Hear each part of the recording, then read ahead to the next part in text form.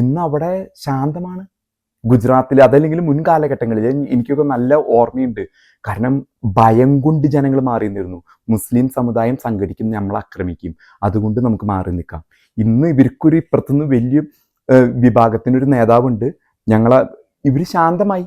ഈ പറഞ്ഞ ബോലോ തക്ബീർ അള്ളാഹു അക്ബർ പറഞ്ഞവരൊക്കെ ഒന്നിനുമില്ല, വളരെ ശാന്തമായിട്ട് മറ്റു സമുദായങ്ങളുടെ കൂടെ തുല്യരായിട്ട് മുന്നോട്ട് പോകുന്നതാണ് ഇന്ന് ഗുജറാത്തിന്റെ സ്ഥിതി. അത് മുമ്പ് നടന്ന കലാപം നന്മയോ തിന്മയോ എന്നുള്ളത് വിധിക്കേണ്ടത് ഓരോരുത്തരുടെ വിധി പ്രകാരമായിരിക്കും. അതാണ് ഇന്ന് ഗുജറാത്തിൽ. ഇന്നിപ്പോൾ ഗുജറാത്തിൽ നമ്മളെ കേരളത്തിൽ കാണുന്ന ചില ചാനലുകൾ, പ്രത്യേകിച്ച് ഒരു മൗദൂദി ചാനലുണ്ട്, ഞാൻ പേരെടുത്ത് പറയുന്നില്ല. ഇവരൊക്കെ ചെന്ന് ഗുജറാത്തി ഭാഷയിൽ ഇപ്പൊ അവിടുത്തെ മുസ്ലിം ഗുജറാത്തികളോട് പറയാണ്, നമുക്ക് വിശുദ്ധ യുദ്ധത്തിന് പോകണം, നമ്മൾ എരകളായി എന്നും കാണിക്കണം എന്നൊക്കെ പറഞ്ഞാൽ ഈ പറഞ്ഞ മൗദൂദി ചാനലുകാരെ ഗുജറാത്തി മുസ്ലിംസ് തല്ലി ഓടിക്കും.